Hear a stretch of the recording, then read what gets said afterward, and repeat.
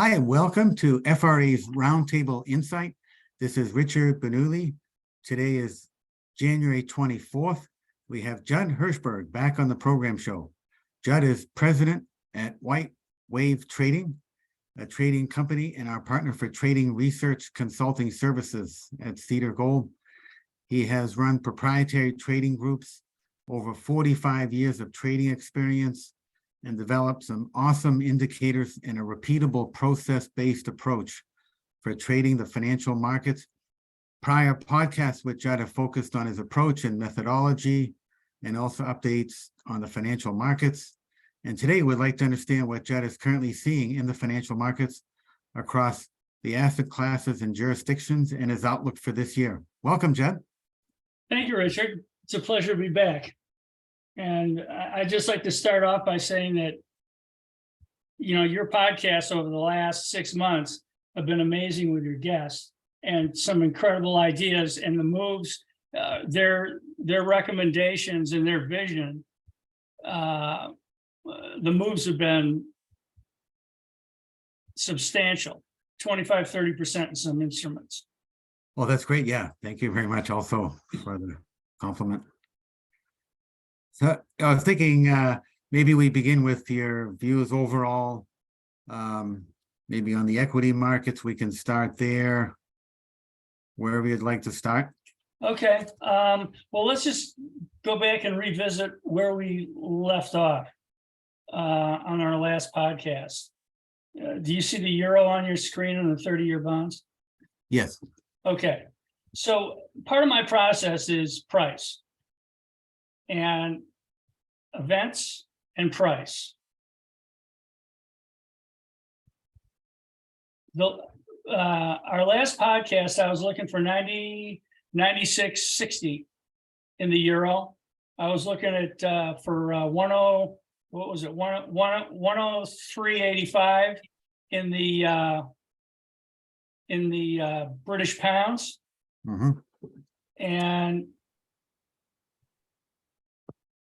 And I was looking for this spike in here in the 30-year bonds to reject. Now these are 4-decade levels. These are life of contract levels. This is a Plaza Accord retrace in the yen. That is the life of yen futures. This is the life of the British pounds. Generational change. Okay. Now, when we get to the numbers like this, they're absolutely a free out. Everybody's been long dollars. You get out of your short bonds. These are 98%, they do not follow through at a level like this. And as a matter of fact, when they get to a big multi-decade number like that, they'll come all the way back on the Fibonacci work, and they'll try to go back to the next major fib, which you've already seen in the yen. That's 150 to 127.5 in dollar yen. The euro, it's already rallied 10%, 12%. So it's already done its move from fib to fib. It doesn't really have to go much higher. As a matter of fact, that around 109.5 to 110.5, I'm looking for it to reject again. And the bonds, this is the half of the life of bond futures.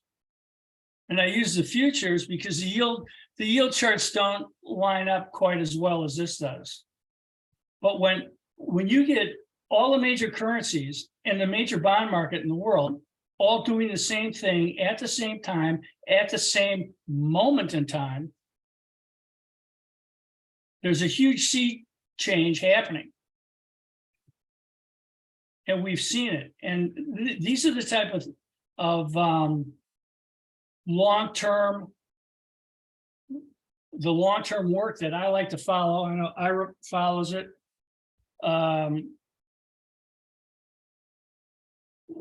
the story always changes after the chart changes. The chart changed. Now the story's starting to change.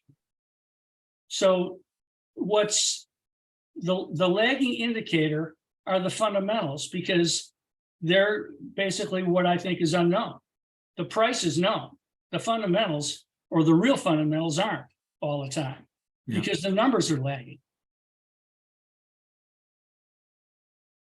And so we've been having this discussion all last year in the room, that at some point, the currencies and the bonds were going to start running the equities. The equities are now the smelly end of the dog. It's the currencies and the bond markets that are moving everything else. And people haven't seen that. You know, this is something that you saw in the 80s and 90s.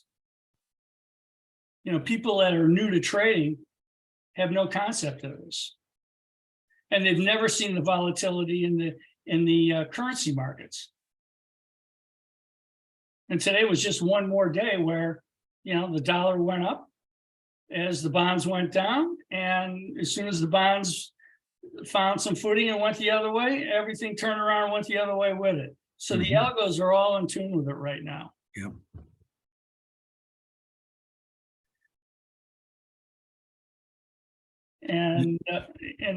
And I can give you one more example here of how I can use some of these indicators, the currencies, on shorter time frame basis.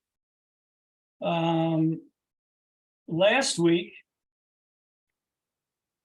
when the Mexican peso came down to 1852 to this $20 high, I told everybody to be short the indices, don't be long. Yeah, I Because remember this that. had to bounce. Yeah. So you had a couple of day bounce off the level, and now it's strengthening again, trying to retest it. So I'm always looking for the currencies to tell me the capital flow. And as the peso has strengthened, guess what?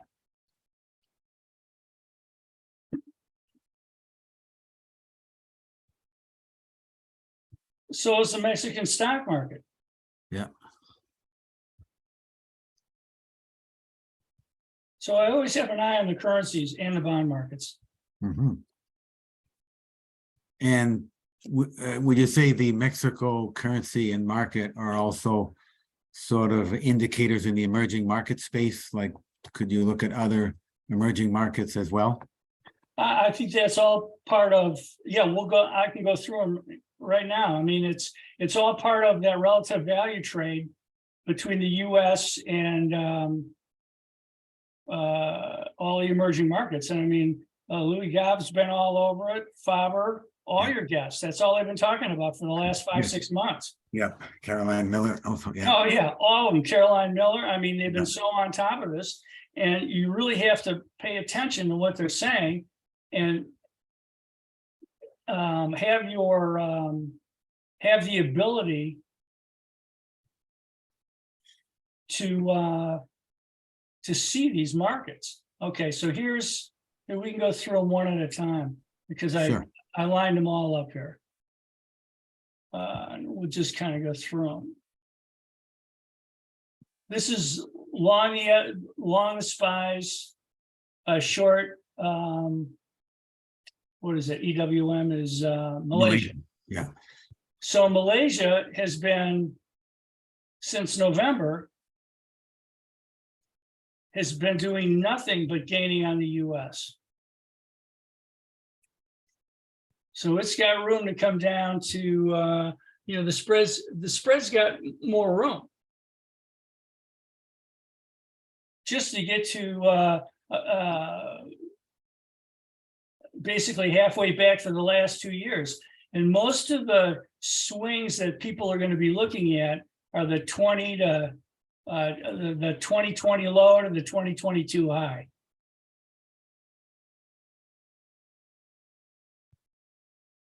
So I'm just kind of waiting for the next leg. And that's why when I look at the S&Ps, I just think that it's a trade. It's not an investment. You can sell the rallies, you'll make money. And when the S&Ps get really sold, I think you're going to have people coming in and buying individual names on a relative value basis, and you'll get bounces. I just don't think we're going anywhere yet. Mhm. So I'm just staying flexible with it. I know everybody's got way different targets, and I want to just let the market tell me what it's going to do at this point, because I can't listen to it anymore, Richard. I turned off the TV. Yeah, we were talking just before the podcast on some of the analysts calling for 3,100 in nominal terms, but maybe it doesn't go down there in nominal terms, but in real terms, against commodities or inflation adjustments. Yeah, and here's Louis' call when he was on your podcast last year, and even the recent ones in December, and he's been on the same thing. I mean, this is you have to look at where the money's going, and this is all out of the U.S. and this is all into China on a relative basis. It's been a big move. Mm-hmm. And there's more, there's room left in this. I mean, even if it came back to its annual or semi-annual mean, it's got a long ways to go.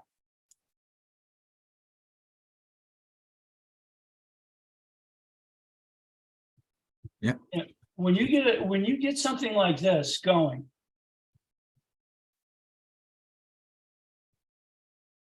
we're basically at, its first inflection point here on Fibonacci retracements for the life of the spread. But it could, it's going to go from one level to the next. And I'm not looking for a turn here in that.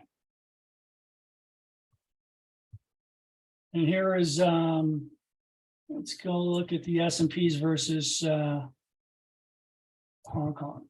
Hong Kong, yeah.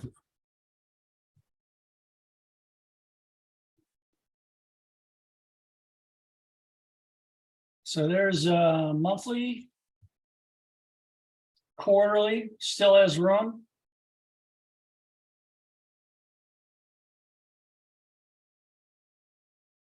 This goes back to 96. So most of these ETFs only go back to 96. My futures charts go back to the 70s. Okay. So I like looking at the futures charts, and most people, when they're charting, they make a big mistake, and they don't find the data set that goes back the farthest. So it's US session S&Ps, which CQG keeps up for me, and as a courtesy to IRA, because we want to keep that data set viable, because all our relationship spreads go off of it. So, here on the semi-annual, we've already gotten to our first momentum level. And, this might, and we're at the 98 high. So this is an area where it's going to have to do a lot of work before it makes another move. Okay.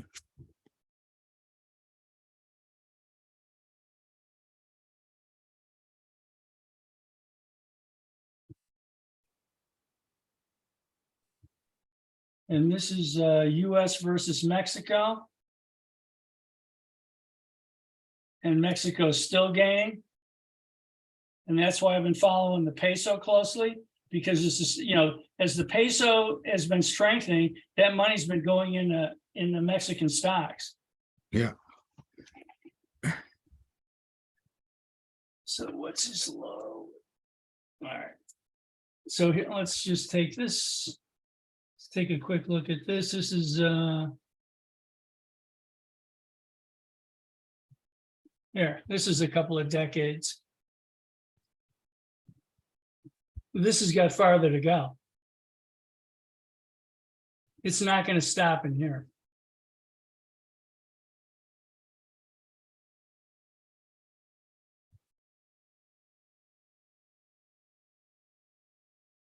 Yeah, it's gonna come down into here, or pretty close. And this is the short swing. This isn't even the life of the contract.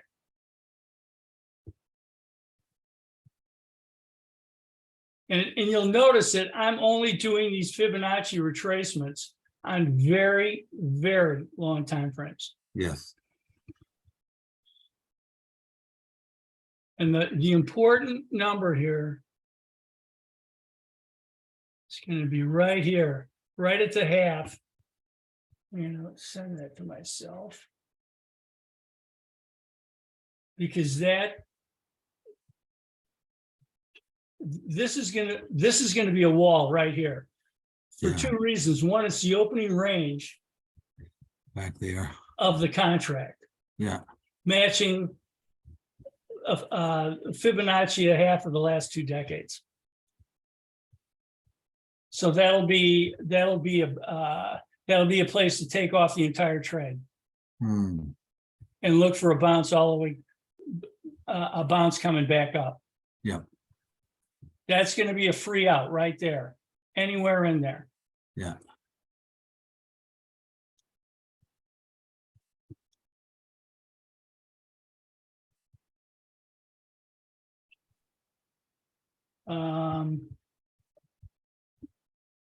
This is long S&P, short DAX.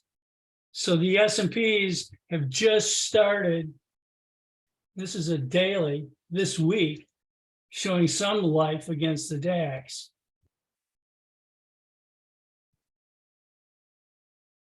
And this is half of the, what is that? Well, it's a 2015 low. I think that's what that swing is. Yeah, and I think that what they're measuring is a 2020 low.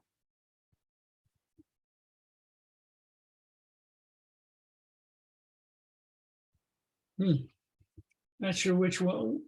So the cloud, that green bar right there is basically a 50%. And I was just trying to figure out where the cloud measured it from. But it's already come into support, so that's a bounce zone. I see.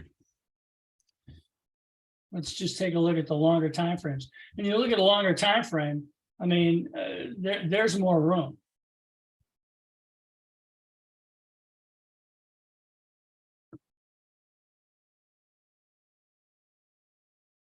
And then the other one is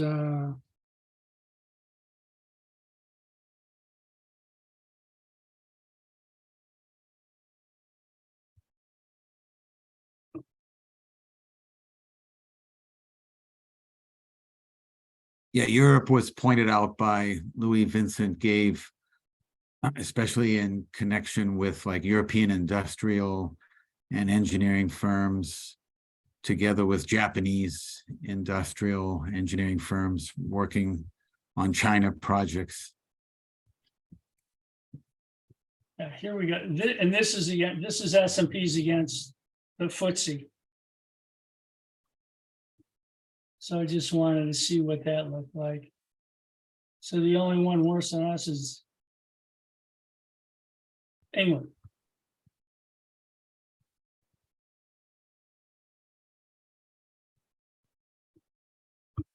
And here's the S&Ps against the Nikkei.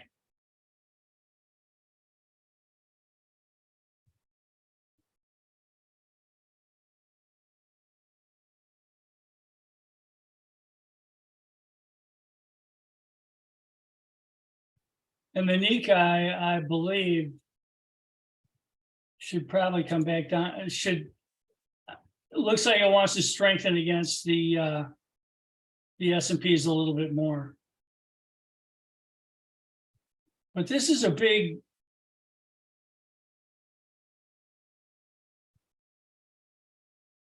fairly significant high from October 2012 in this spread. Uh-huh. Wow. We came up there on a quarterly basis. We've never closed above it. That's a big rejection. Now it's starting down again. And this, and I know that Ira was looking at the Japanese banks, and some of the other guys were, and Mark Faber, Mitsubishi, and a couple of the other ones.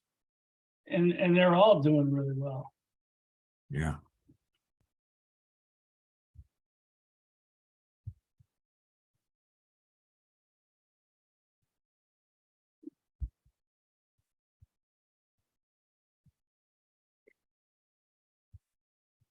Interesting. And also you'd mentioned about the industrials, sort of Caterpillar, Deere, that category. Yeah, I mean, that is just, there's nothing bearish about that. I mean, the targets for this are much higher.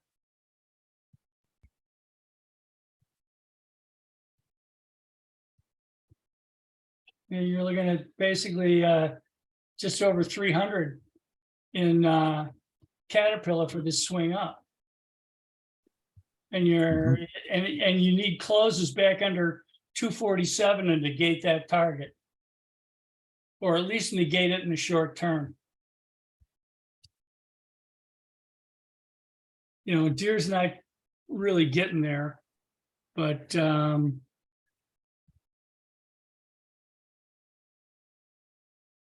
today's action, Microsoft report, would be interesting to see what their conference calls like later, because in the aftermarket, they were above their 200-day moving average, and now they're coming back down again. You're trading around 251.70 offer. So I want to see how this opens tomorrow. Could affect the market in a more general sense, yeah. And you have Tesla tomorrow, so if you have a big up and a failure on that, then you get a midweek high and people start selling it again. Yeah. So, my rule's just taking the money, staying really flexible, and just looking for singles right now. Mm-hmm. Can we take a look at some commodities like oil, copper, and gold? Sure.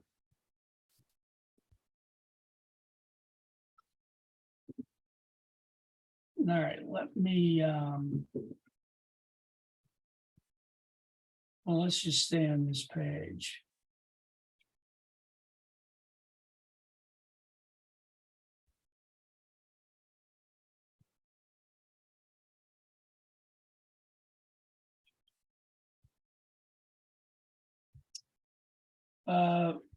Okay, so we can just go through some of the gold charts. Yep.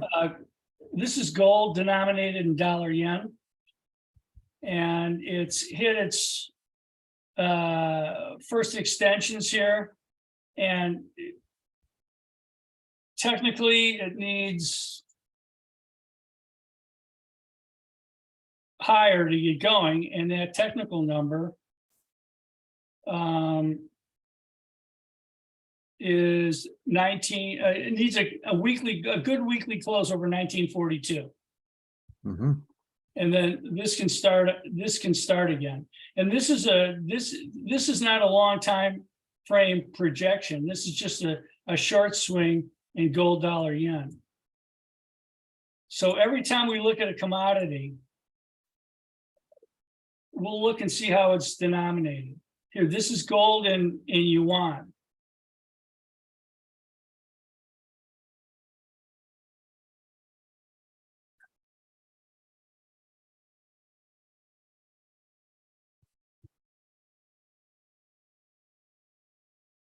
And this is really bullish. I mean, this is back above this, July 2011 high, and it's going.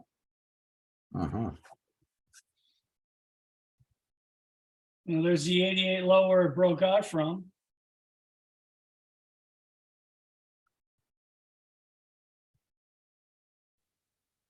So we basically do this with everything, with oil, with all the grains, We denominate it in the different currencies, and then we take a look at it on the different timeframes to see how it looks.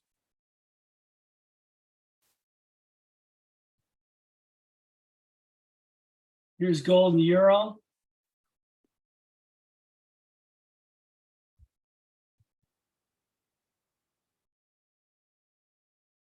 That's an annual chart. I mean, that's bullish.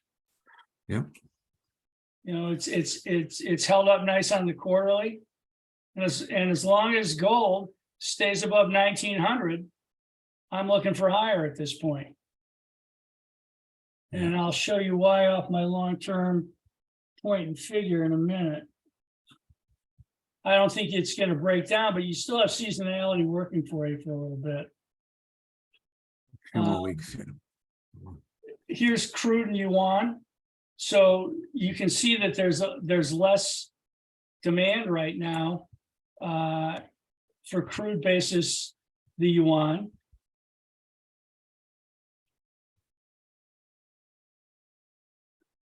There's crude and hold on.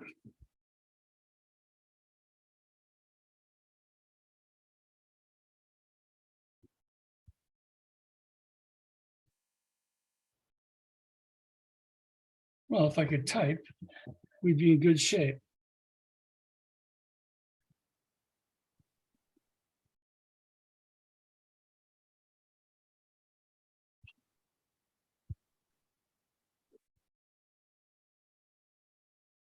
There. So even crude against in yen terms, you know, came up to some short-term resistance and is just backing off a little bit. And I just like to look at these charts to see if there's a big move starting. You know, here in June, when you saw this weekly breakdown, that was the high in the oil. So I like to look at the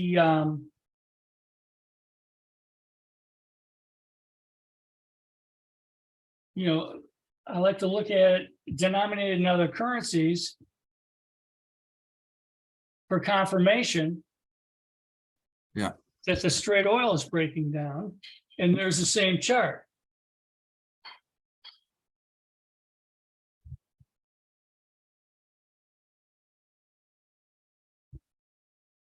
So, you know, it's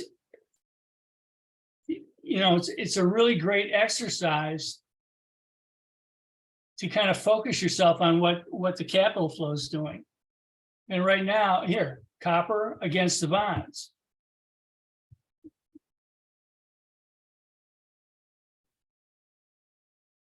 When we got this ORL month in copper bonds, that lined up with the S&P chart coming down. Came right down to the 200-month moving average, and now this is getting overbaked on the upside, and it's coming close to momentum resistance. Mm-hmm.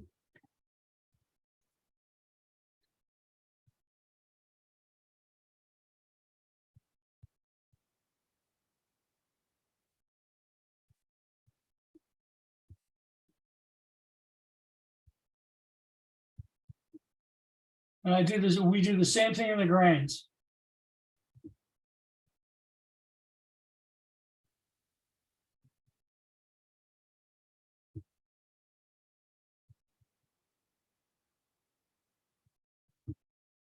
So there's soy and yuan, and that's backing off.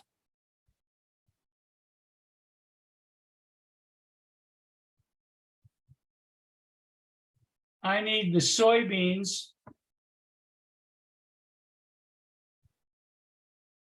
You know, they're still holding short-term support, but I need the soybeans to close over a weekly close over $15.41 to start another leg up.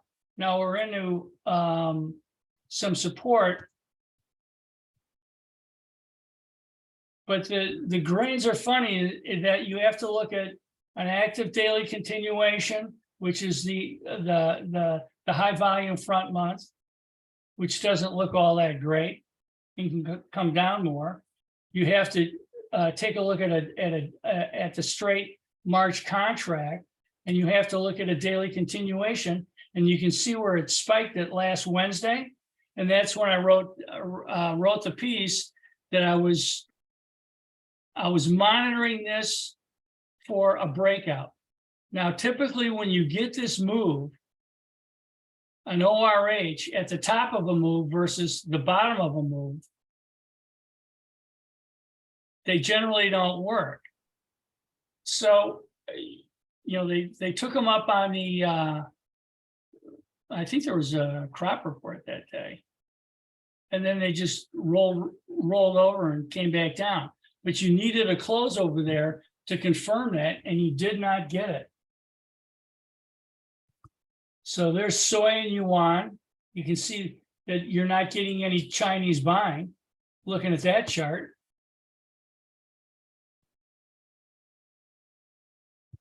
At least not yet. And I still think you can get a bull market, but you're going to have to wait a while. You might have to wait until May.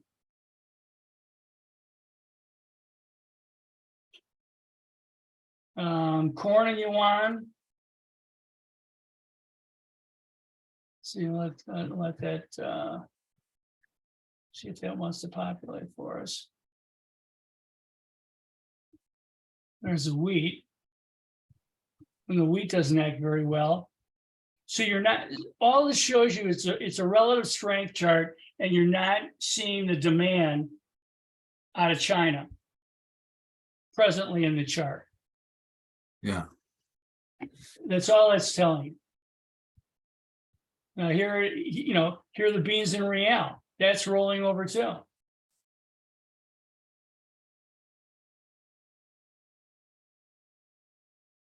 So, you know, this can come all the way back down into here. So some of these things you have to, you know, you just have to wait for them. Yeah. And so that's why I have all these relationship spreads spreads up, and I have all this pattern recognition with, I don't know, I have thousands of instruments in here that my system just monitors, just to tell me whether I should look at it or not. Right. And what about in the bond market, like interest rates, yield curve, any trends that you see there, anything forming up? Yeah, let's go over the yield charts, because they look different than the futures charts.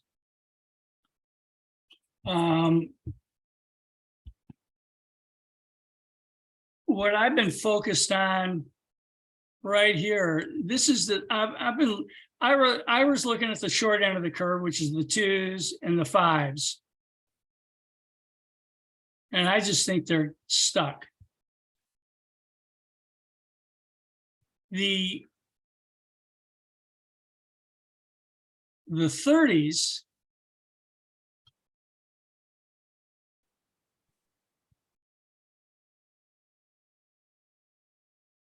went to the bottom of the semi-annual cloud. That lined up with a half of the life of the 30-year futures. And now we backed off. So when you're looking at charts, they can be really useful, but you have to look at the right ones. So that means you have to go through all your time frames, and you know, I go all the way out to life of contract if I can get it, so I can see if it all lines up. And what shows you weakness is at the beginning of the year, the bonds started to rally and came back into this cloud, which you're looking for lower rates. Now, potentially, this could be, you know, we could go to 140 in the futures. I just want to see, or it can hold in here and go the other way. I'm just using it as an indicator at this point for the metals and the dollar on any given day. So you can see today we had an ORH day in the 30-year bond futures, I wouldn't take that signal. And why wouldn't I take it? Well, here. Because here's a daily.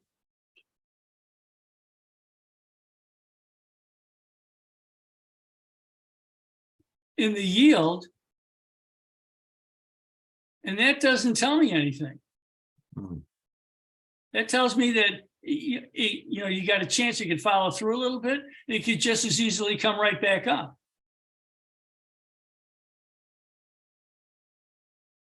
So I don't think the risk reward after you don't have any trade location and the risk reward isn't worth it. And I don't have a good enough view on what I think the rates are going to do to trade it. Here's the 530 in futures. Looks like it wants to, the 30 wants to gain on the fives. Here's the 210. I can make a case that that's it right there. And it's going to reverse tomorrow. Right. So, I look at. Not really different- confirming or. Yeah, if or I don't get converging. confirmation, you just. Yeah. And so what I do is a little time consuming, but the quality of the signals when they line up are great. Yeah, much better. Yeah. Especially if you see a signal, not a straight gold signal, but a gold in yuan or gold in euro or gold in yen. It's a much better signal if you see it there first than you see it in the dollar denominated gold futures, because it's always gonna you'll see it there first, because the demand's not coming from the US, it's coming from central banks and other people outside the US. Mhm.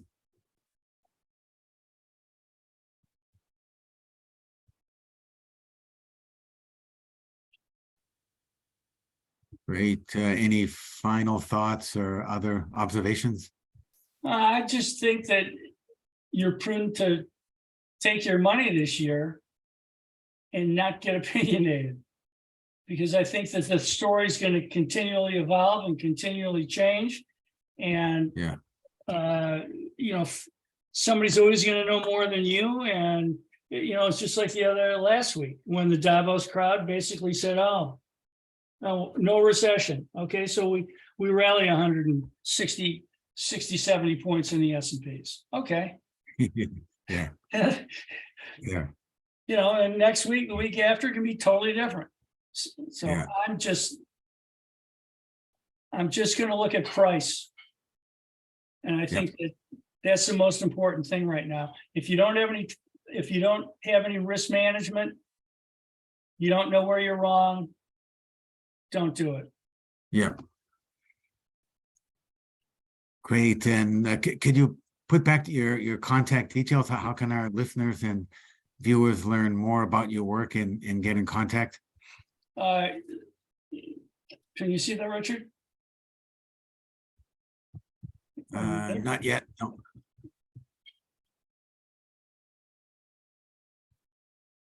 Yeah. Okay. Yeah, I can see it. Yeah. All right. So you can get a hold of me at whitewavetradingstrategies.com. And that's my direct email, judd@whitewavetradingstrategies.com. And if you want, we have I have a virtual room, runs every day from 7 a.m. until 3, sometimes 4 o'clock in the afternoon. We've got traders of all ilk. There's RIAs, there's hedge fund guys, there's market makers, there's corporate executives that come in and out. IRA comes in and out. The conversation, and people all over the world, the conversations are usually pretty interesting. And it's Yeah. a global Fascinating. macro room, and you can ask any question you want. Yeah. Yeah. It's totally fascinating, very insightful, all kinds of different perspectives. So if you just come and click on the website and put your email in, that's all you have to do. and you'll get an invitation to the room for the next 30 days, and you'll get sent my written research for 30 days. Yep. So once again, Richard, I want to thank you. It's always great to catch up, and Yep. Awesome. Yeah. Thank you so much, Judd. That's great insight. Yeah.